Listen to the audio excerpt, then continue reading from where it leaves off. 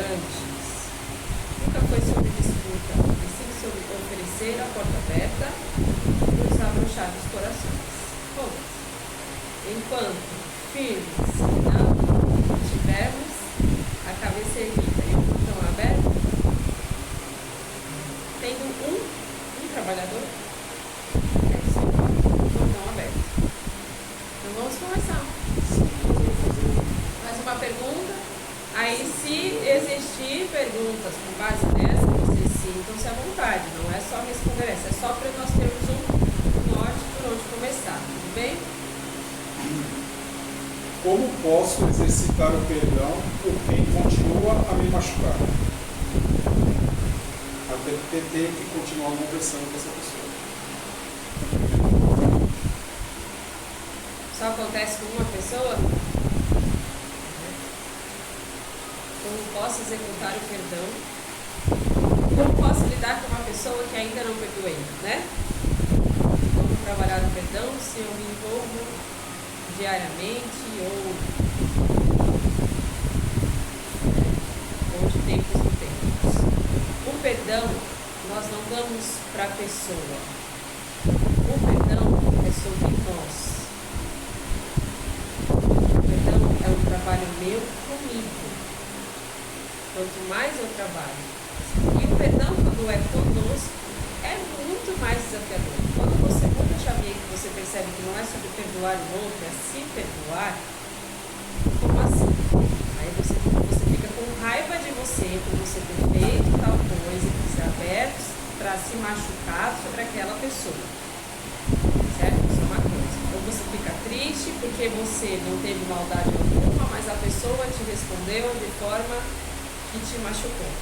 Tem situações. Mas a questão é entender que o perdão não é sobre o outro, é sobre você. Então eu preciso trabalhar a minha autorresponsabilidade, o meu autocuidado e entender que com a cabeça que eu tenho hoje foi o melhor que deu para eu fazer. Caso eu saiba que não foi o melhor que deu, eu já tenho consciência que não foi a melhor das ações que eu tive. E eu abri espaço para ele fazer o que fez comigo. Não é sobre mim. Não é sobre quanto eu vou organizar a vida do outro ou estruturar o outro. Não. É sobre quanto eu me permito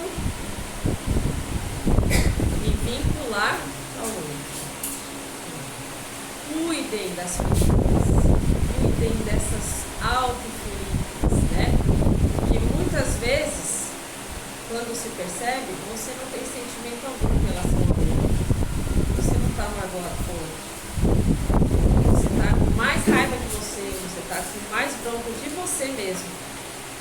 E se você está com raiva de você, como é que você quer que o outro te ame? A primeira pessoa que precisa se amar é você. E conforme você se perdoa, conforme você trabalha esse autocuidado, você vai enxergando que não, cada vez mais que não é sobre. Quem poderia trazer mais perguntas a respeito disso?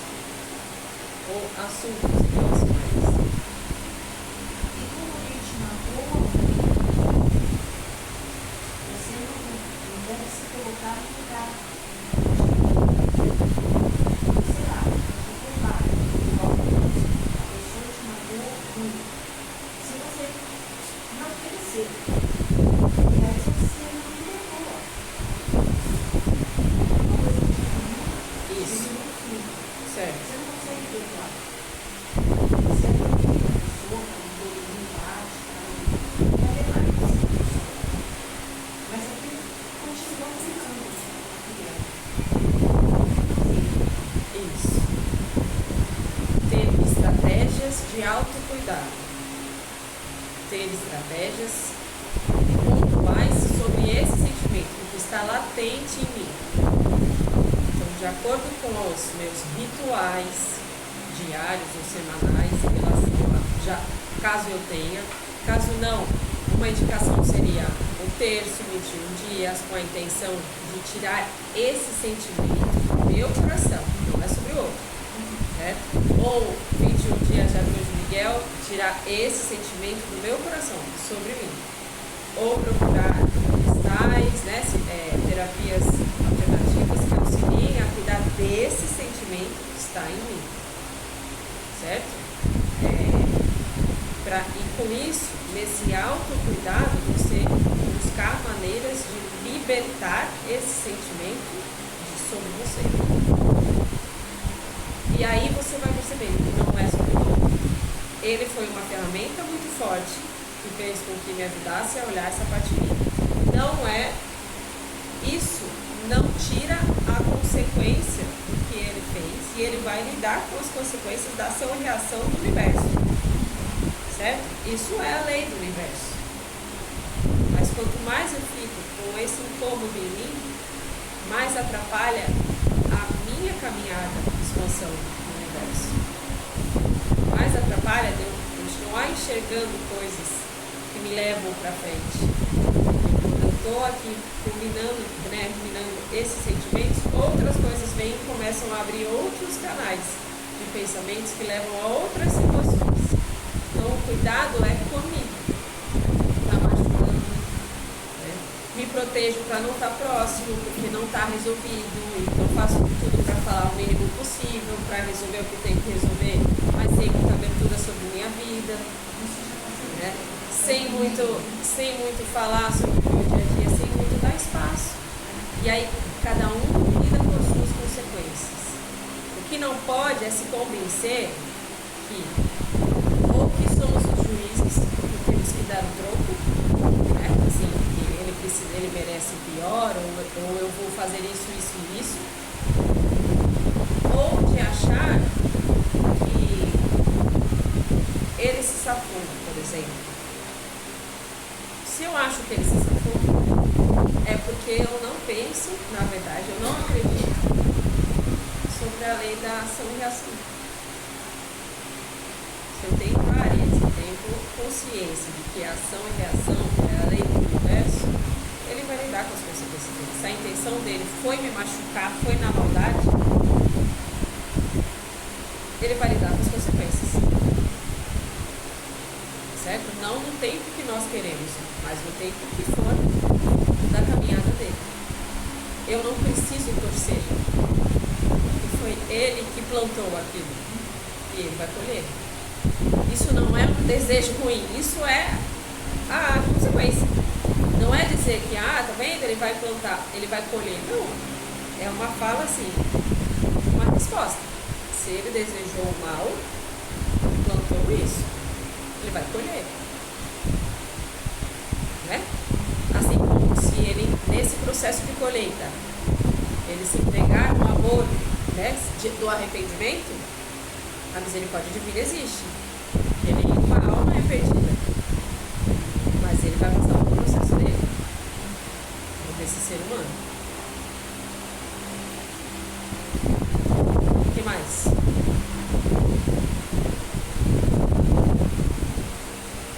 Não deixe que um sentimento de raiva, né, passe de um dia para o outro, e vá dormir, passa, toma um banho, em último caso, se até a hora de dormir não conseguiu aliviar, toma um banho imaginando que a água está levando mesmo que só uma camada leve, mas que está levando para que eu tenha uma noite de paz. E aqui, caso eu não tenha resolvido isso dentro de mim, amanhã volto. Mas que agora, para eu dormir, eu deixo, mando tudo o que atrapalha a minha paz, o meu sono, né? Pela fluidez da água que vai, que chegue aonde tem que chegar, mas que não fique.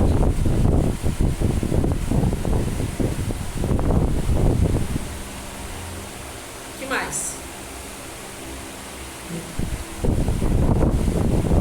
Quanto sobre a tristeza? Você está falando de uma tristeza muito funda, o que você faz, muitos busca de uma forma, mas a tristeza permanece. Esse foi o ritual agora da turma, a sugestão. Como eu faço antes de dormir, para que essa tristeza amenize no meu sono e amanhã eu me lembro de novo? O que eu posso fazer para isso? É que raiva é uma coisa, tristeza é outra. A raiva, ela ela é uma bomba, né? Ela é como se fosse estralinho de bomba mesmo, que ela vai soltando assim. A tristeza não é da mesma forma. A tristeza ela não sai assim na água. Não é que a raiva sai, mas a raiva ameniza. Aquele ápice ameniza. Frequência diferente, né? A tristeza, você se dá conta da tristeza, normalmente é que ela já estava ali, não sei quanto tempo. Muitas vezes, uma situação, ela é só um pontapé que toca na ferida da tristeza que já foi criada pela história da vida. Então não é tão simples. Agora, eu consigo trabalhar a minha cabeça para a situação específica, eu deixar de pensar sobre a situação específica. Não mandar embora a tristeza, sabe? O trabalho da mente quanto a que tristeza é essa aqui, da onde ela veio, é diferente. Digamos que chega quase no químico. É muito forte. É diferente da raiva.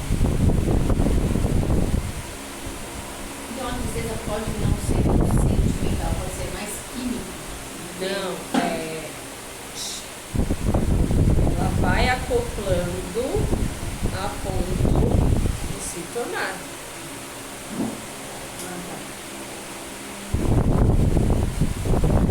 A raiva em si, não tem, a raiva é boba. E aí ela solta vestígios. Aí esses vestígios vira mágoa, vira rancor. Aí esses vestígios da raiva vão acoplando e vão virando, que podem virar, né? Que podem virar coisas do corpo físico. A tristeza em si, ela por ela, tem essa força dessa criação. No caminho entendeu. Cuidar dela. Se está forte a tristeza, é um sinal que eu preciso olhar para ela, preciso cuidar, preciso buscar. Porque não é sobre uma situação, é sobre ela.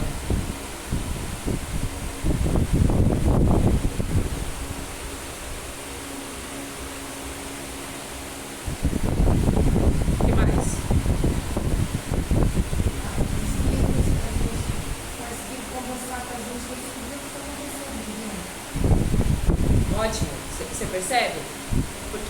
vezes não tem uma causa aparente. Entende? A irritabilidade, né, da mulher é uma coisa, às vezes não tem uma causa aparente, por conta dos hormônios, por conta do, né? Mas o pico de raiva não, ele tem uma justificativa. Às vezes a tristeza, ela simplesmente ela tá ali. E quando você se dá conta dela, às vezes não acontece uma situação específica que faz com que você descubra que você tem essa tristeza. Não. Às vezes no seu autoestudo você percebe que existe uma tristeza ali. E aí uma questão é através do autoconhecimento, do autocuidado, você descobre até onde você consegue sozinho e até onde você precisa pedir ajuda. Ele vira a depressão. Uma das coisas é entender que talvez eu tenha uma depressão aqui, né? E preciso cuidar, exatamente. Ou alterno, né? Altero maneiras de lidar, né? Nesse autoestudo eu percebo onde eu coloco os limites, e aí eu vou entender o que era sobre isso, então até onde eu consigo sozinho e até onde eu preciso pedir ajuda. E tá tudo certo em relação a isso, né? Porque até para pedir ajuda precisa de coragem, né? Muita coragem, na verdade. Deixar de ter vergonha, né, de falar sobre isso. Inclusive, teremos uma palestra, né, novamente, no amigo que veio no final do ano, que veio no 25 de janeiro, às 10 horas, no Procopio Ferreira, vai falar sobre depressão, vai trazer um livro. A entrada é um quilo de alimento, vai ser um evento bem legal para conhecer sobre o assunto, para ouvir o relato. Levem pessoas, participem. O que mais? Caso não tenham perguntas, pode ler a próxima pergunta.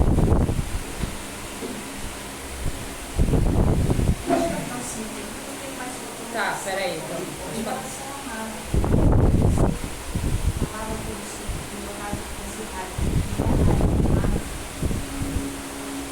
Ah, entende? Mágoa. Isso, porque são os vestígios, certo? Aí é mágoa. Isso. Aí ficou a mágoa. Aí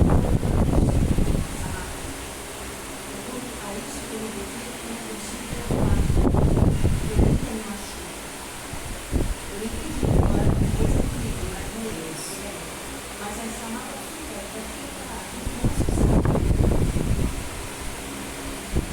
tem a tristeza da situação, né? E a mágoa. E a raiva é consigo de ainda ter esse sentimento. Digamos assim, não é nem mais a raiva sobre o outro, e sim sobre si. De ainda dar a devida audiência, digamos assim.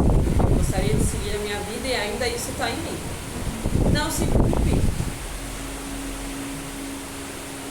Deixe conforme o seu processo vai acontecer. Quanta coisa já foi resolvida? Você sabe que está ali. Caso veio forte momento, por exemplo, nesse período, olhe atento, reconheça, olha, achei que já tinha resolvido, mas não resolvi, significa que ainda está aqui. Ou seja, prefiro ainda ficar longe, não quero consolação. Talvez eu não precise me dedicar a esse sentimento, mas eu já descobri que não foi resolvido ainda. Aí, caso eu queira olhar especificamente para isso, para essa questão, para essa situação, aí eu busco alternativas para olhar para ela. Mas caso não, você descobriu que isso ainda é algo que não foi resolvido em mim, entende? Mas é só uma parte de tantas outras nesses anos que foram resolvidas. Entendeu? Veja o copo meio cheio. É isso. Porque até o último dia, até depois de desencarnar, nosso processo é de resolução. E quando nós descobrimos que determinados sentimentos não estão resolvidos ainda, dá uma sensação de frustração. Caramba, eu achei que eu estava mó bem, eu achei que eu estava super na frente. Isso é bom até para entender. E não é sobre isso. Não é que você não está bem, não é que você não está no caminho. Porque de tempos em tempos acontecem coisas até para trazer você mais para o eixo, até para lembrar você que precisa do cuidado, que precisa do combustível, que precisa dessa autoanálise, dessa responsabilidade consigo, e se perdoar acima de tudo. E somos seres errantes, né? Somos seres em evolução, e o nosso papel aqui é curar essas feridas, mas tudo no seu tempo, sem atravessar coisas assim, as coisas têm que resolver todo dia uma coisa. Se eu estou preparado para isso, tudo bem. Mas se não se culpe. O que mais?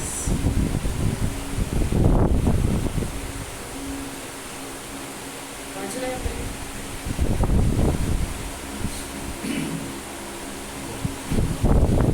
Como faço em atitudes se percebo que uma criança já é manipuladora?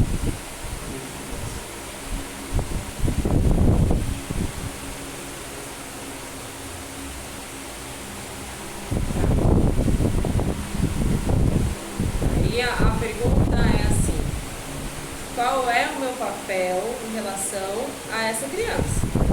Tenho envolvimento, tenho responsabilidade em relação ao crescimento dela, à educação dela, ou eu estou apenas observando essa situação?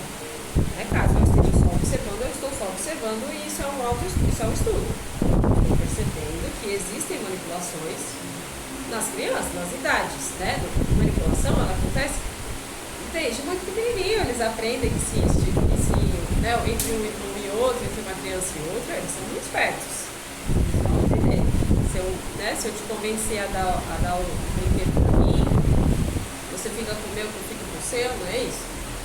Conforme a idade vai crescendo, eles vão tendo as suas noções, né? Eles vão tendo a sua autorresponsabilidade. E o papel crucial dos pais é, nesse processo de crescimento, dar a segurança e dar o direcionamento do que é certo e do que não é. Mas, além disso, de entender sobre que somos seres errantes, que não somos seres perfeitos, que o erro faz parte da vida, certo? Que a busca por melhora, né? Que é errando que a gente aprende, mas é que dentro disso não fazer mal a ninguém, né? Não fazer com o outro que eu não quero que faça comigo, certo? Na medida do possível, ser amigo de todos, né? Escutar todos, ter empatia, não ter diferença entre cultura, entre cor, classe, etnia, muito menos religião, ou time, ou qualquer coisa, né? Que eles cresçam respeitando tudo e todos, da natureza até as pessoas, as casas, os locais. E é bastante coisa. Então é uma responsabilidade tanto para os pais. Pais, quanto tios, né? Quanto avós, talvez. Mas o avô não tem essa responsabilidade tanto do avô, mas os pais sim. Agora, entendam que se seu filho tem envolvimento com pessoas que fazem manipulação, converse com seu filho. Não falando mal disso, mas para que ele entenda que você está vendo ou não. Aí você precisa ter esse jogo de falar até onde. Não com uma criança de 4 a 5 anos, mas de 8 anos para cima você consegue conversar e explicar. Olha, se você está sofrendo, se você está triste, né, e está convivendo, né, tente não ir, tente não ficar junto. Mas, se você quer fazer por cima disso, porque você gosta de estar junto, mas não deixe então que isso te machuque. Os pais são complacentes nesse tipo de É o mais desafio, né? Na verdade, o maior desafio é reconhecer que os pais são os pais. Porque isso é uma coisa muito recorrente, né? Isso. Que vai ser dessa criança? O que ela vai se tornar? Vai precisar de ajuda.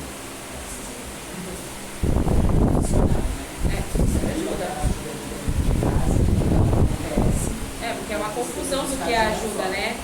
Porque alimentação, casa, né, as coisas materiais faz parte da estrutura pai e mãe. Mas a educação, que são sobre os valores, sobre a moral, sobre isso que falamos agora, é a maior responsabilidade dos pais. Não é a responsabilidade da escola, é a responsabilidade dos pais. Quando a escola também faz isso, melhor ainda, mas a responsabilidade é dos pais. Os pais também podem ser um modelo, né? Isso. Normalmente você percebe que existe um padrão, né? E aí a pergunta é, quando você percebe que os pais, né, não veem ou não se incomodam dessa ação? A mesma pergunta fazemos. O quão você tem proximidade com esses pais? O quão você tem, né, abertura para falar a respeito do que você vê? Ou se você silencia, você consegue ter essa resposta? Não imaginando que eles vão aceitar ou não, mas se você silencia, você consegue ter essa resposta. E vale a pena falar com esses pais?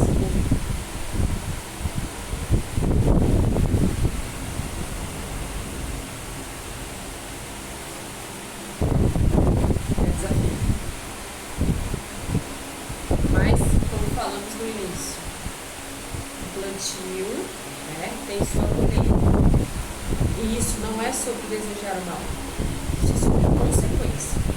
Plantio e colheita. Plantio e colheita não é só sobre adultos. Não é. Não é. A partir do momento, tá, que as decisões vão sendo tomadas e desejadas pela inveja, pelo mal, pelo incômodo, a partir dos 8 anos, o plantio é feito. De forma muito próxima do que é o adulto. Porque a criança, porque essa idade já tem, tá, a sua intenção de formar. Entende?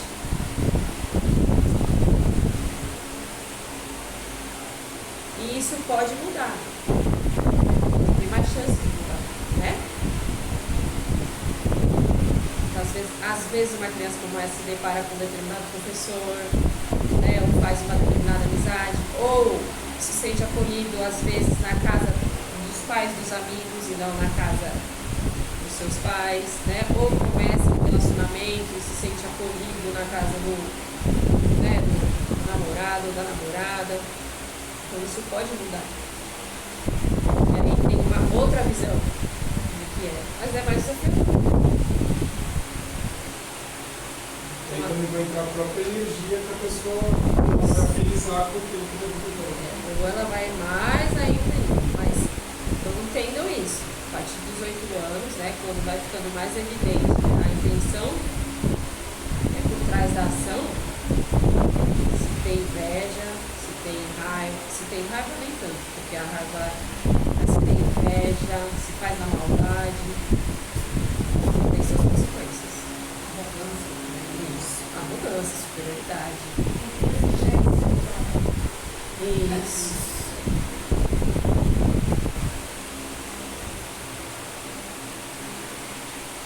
Fica mais evidente, né? Vai ficando mais evidente. Então não se assustem se vocês cada vez mais enxergarem pessoas assim e crianças ou adolescentes assim, porque as verdades elas estão aparecendo para todo mundo. Para todos. Então, entramos num novo ano, cada vez mais evidente, né? E esse ano é um ano muito nomeado como o ano da colheita. Então a colheita está aí, para todos. determinadas formas. Vocês vão ficar analisando a vida do outro para saber se ele está colhendo coisa boa ou coisa ruim. Não é sobre isso, mas é você imaginar sobre um ano de prosperidade mesmo, né? Acreditem que fizeram sentido para ter um ano de prosperidade. Durante o colheita, já falei com minha filha sobre a arrogância. E aí, o que poderia levar à arrogância é a pessoa ficar sozinha. Tipo assim, por exemplificar para ela qual poderia ser uma das consequências, né? Tipo, quem é arrogante, às vezes fica sem amigos. E acho que foi a forma que ela entendeu como pode ser esse resultado. Sim. E aí, se você gosta de amigos, você é com as pessoas, de repente, quando você for adulto, você pode ficar não sozinho, mas com os amigos. Né? Eu acho que foi a forma que ela mais entendeu sobre o que era a arrogância e a consequência dela. Ótimo, bom exemplo. Né? Se você gosta de estar com pessoas, se eu não cuidar da minha arrogância, as pessoas provavelmente eu não vou conseguir conquistar as pessoas.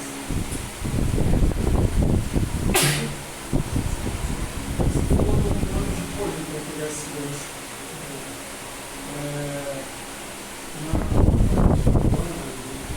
Essa parte da colheita, relacionada aos Exus.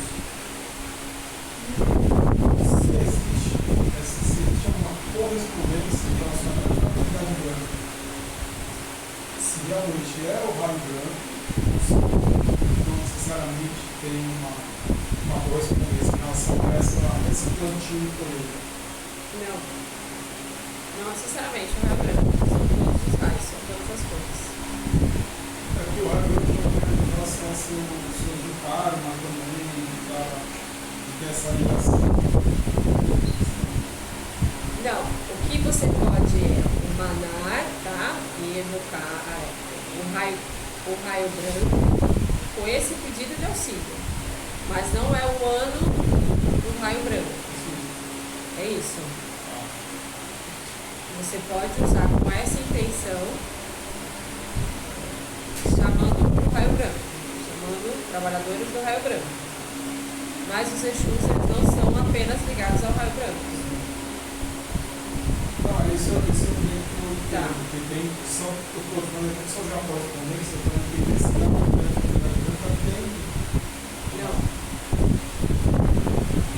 Não, porque dentro da fraternidade, independente do raio, tem todo tipo de trabalhador. Entendeu? O que mais?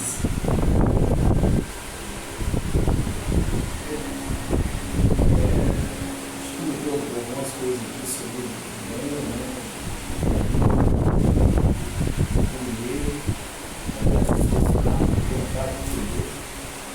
E aí eu fico pensando assim, né? Às vezes sabe o que é para ter valor. Muito bem. Eu acho que assim, isso não precisa conviver com essa questão. Eu acho essencial para você saber. E relacionado a isso, entra também a situação de plantar a colheita.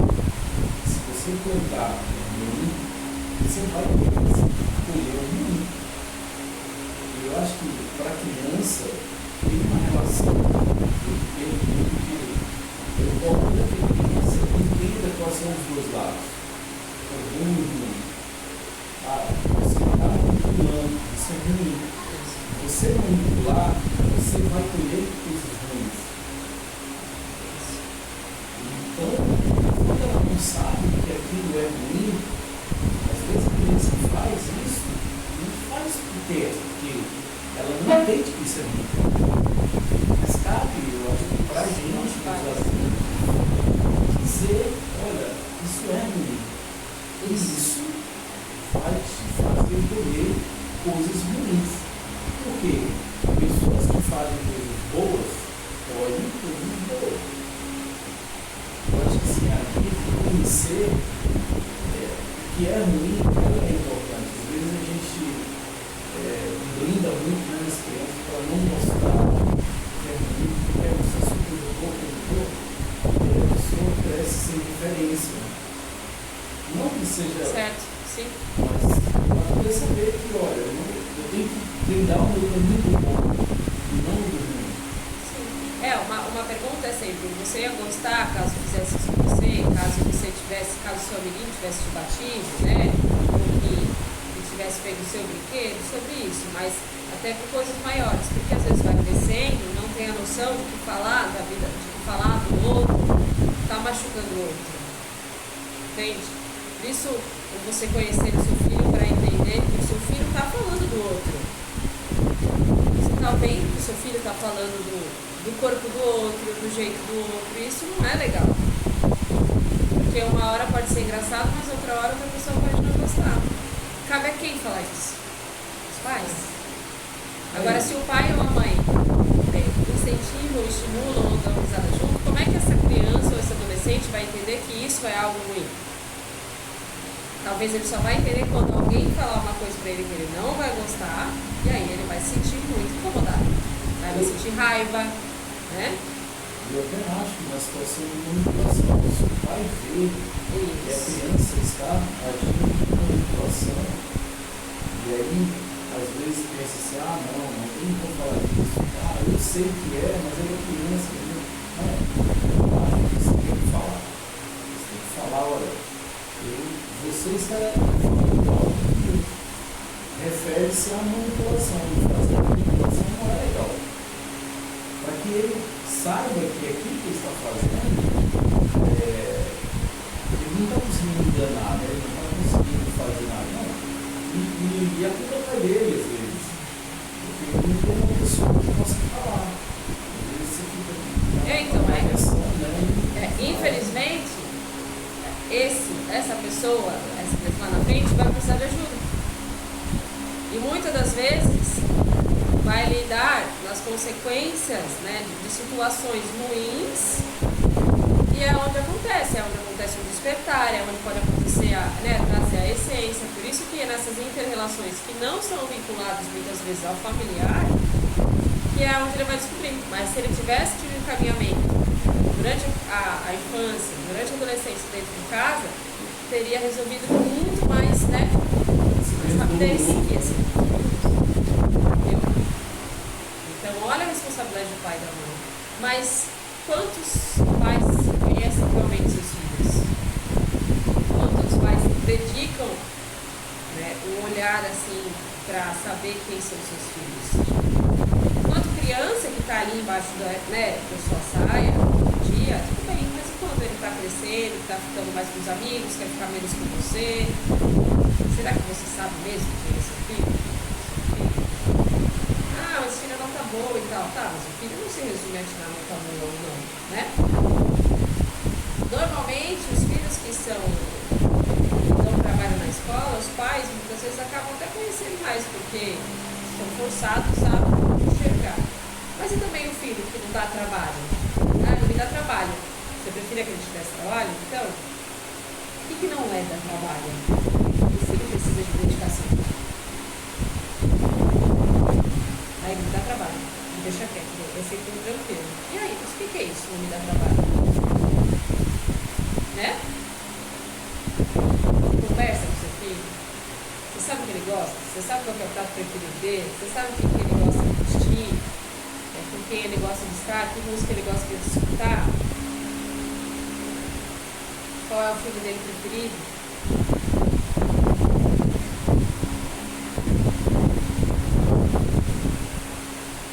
Curioso, né?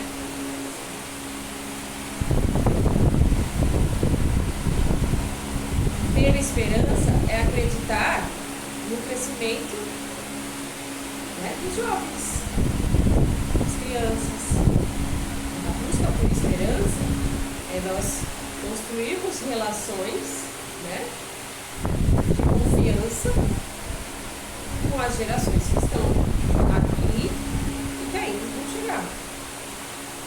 Agora, se nós não construirmos relação de confiança, aonde está a esperança? Já é uma luta, né, na mente. diariamente, pensar, ter esperança com tantas coisas que acontecem diariamente. A esperança é daqueles que ainda que estão crescendo. Mas como eles vão saber o que fazer? Tem que ser encaminhado. Os pais estão encaminhando Ainda tem aqueles pais que entregam 100% para a escola. responsabilidade do desenvolvimento da vida da criança para a escola. Né? Esse Isso. não é só alfabetização, Não. é a vida da criança. Essa é a melhor escola. Se eu estou pagando, né? Somente se eu estou pagando, né? Para que façam Seu serviço. escola, né? Senão eu troco ele de escola. Aí troca de escola. E põe defeito, inclusive, na escola. Mais alguma coisa? Assunto educação, né? Esperança e confiança nesses que estão vindo é um assunto que tanto para o ano inteiro, na verdade para a vida inteira. Né? Converse com o jovem, converse com a criança, dê atenção, né? Escute o que passa na cabeça, encaminhe, busque. Não fique conversando com os adultos, busque conversar com os adolescentes, com as crianças, dê atenção, veja o que tem naquelas cabecinhas.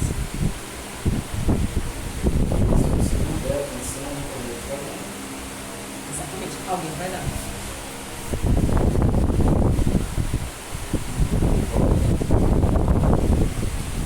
Certo? Que todos retornem aos seus lares, com os copos cheios de esperança, amor e muita fé no coração. Que vocês tenham um ano de muita prosperidade, muita abundância, muita expansão de consciência, né? Vivam dias felizes, busquem a felicidade nos detalhes, sim, tá? Em cada hora do dia, né? Agradeçam por estarem onde estão, por viverem com quem vivem, por terem o que têm e por estarem na luta por conquistar aquilo que não tem ainda. E vindo ou não vindo aqui, certo? Vocês mantendo os corações conectados com a luz de Maria, estaremos